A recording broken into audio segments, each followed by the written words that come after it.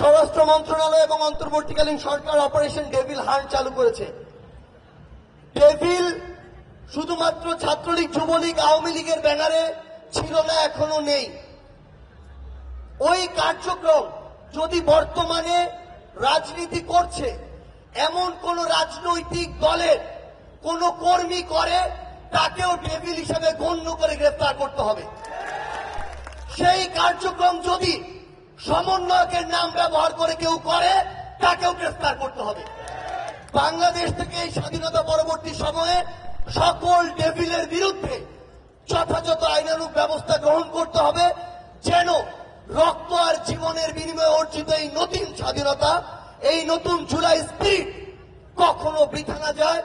সেই 14 জুলাই যখন খুনি হাসিনা তার জায়গা থেকে প্রত্যক্ষ এবং পরোক্ষভাবে কিছুটা টিটকারি করেই রাজাকারের বাচ্চার নাতিপুতি হিসেবে আমাদেরকে সম্বোধন করলেন, তারপরে সেই রাতেই ঢাকা বিশ্ববিদ্যালয়ের গর্জে ওঠা, বিশেষত ঢাকা বিশ্ববিদ্যালয়ের মেয়েদের হলের সেই অদম্য মেয়েদের যে গর্জে ওঠা, সেদিনই আসলে খুনি হাসিনার ভিত নড়ে গিয়েছিল।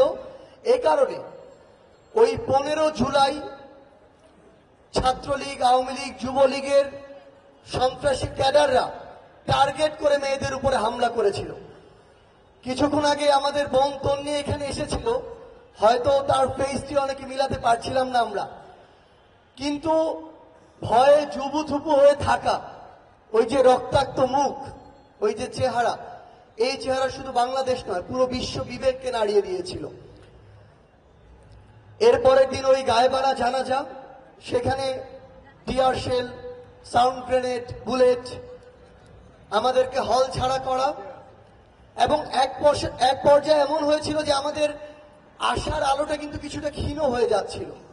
এবং এরপরই ওই 17 তারিখ ঢাকায় প্রাইভেট বিশ্ববিদ্যালয়ের আমাদের ভাইরা বোনেরা যেভাবে দেয়ালে পিঠ থেকে যাওয়ার পরে নতুন করে একটি সূর্যোদয় হয়, সেভাবে তারা ঢাকা সহ পুরো বাংলাদেশে জেগে উঠেছিলেন। এরপরে 18 জুলাই, 19 জুলাই মাদ্রাসা, স্কুল, কলেজ থেকে শুরু করে 5 আগস্ট পুরো বাংলাদেশের ছাত্র জনতা। আমরা আপনাদেরকে কৃতজ্ঞতা জানানোর পূর্বে আপনাদের কাছে ক্ষমা চাই এই কারণেই যে অভ্যুত্থানের পরে আজকে এভাবে আপনাদের সাথে আমাদের বসতে প্রায় 6 মাস লেগে গিয়েছে। আমরা শুধু আপনাদের কাছে কয়েকটি বিষয় অনুরোধ করব। কিছুক্ষণ আগে এখানে সামিনা লুৎফা ম্যামকে দেখছিলাম, এখন দেখছি না। টিভি অফিসে যখন আমাকে আর হাসনাতকে নাহিদ, আসিফ, বাকেরকে নিয়ে যাওয়ার একদিন পরে নিয়ে যাওয়া হচ্ছিল, তখন গাড়িটা যখন ডিবি অফিস দিয়ে ঢুকছিল গেট দিয়ে, আমরা দেখছিলাম সামিনা লুৎফা ম্যাম, তানজিম স্যার সহ আরো 5-6 জন শিক্ষক সেখানে গেটে দাঁড়িয়ে আছেন তার শিক্ষার্থীদের সেখান থেকে মুক্ত করার জন্য। তো এই প্রত্যেকটি জিনিস আমাদেরকে অভয় দিয়েছিল, সাহস দিয়েছিল। আমরা আমাদের জায়গা থেকে শ্রদ্ধা ভরে আমাদের সেই সম্মানিত শিক্ষকদেরকে আজকে স্মরণ করতে চাই।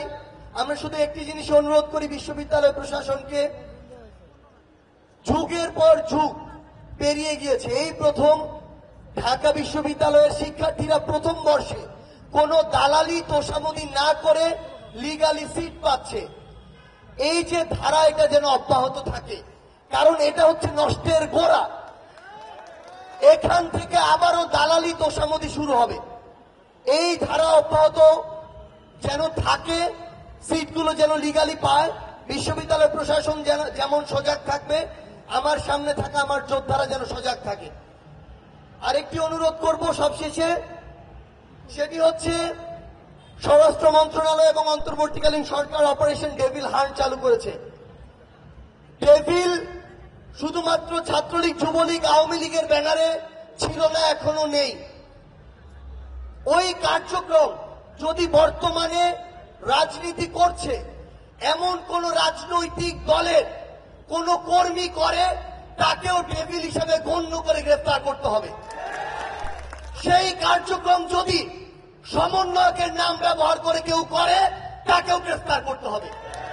বাংলাদেশ থেকে এই স্বাধীনতা পরবর্তী সময়ে সকল ডেভিলের বিরুদ্ধে যথাযথ আইনানুগ ব্যবস্থা গ্রহণ করতে হবে, যেন রক্ত আর জীবনের বিনিময়ে অর্জিত এই নতুন স্বাধীনতা, এই নতুন জুলাই স্পিরিট কখনো বৃথা না যায়।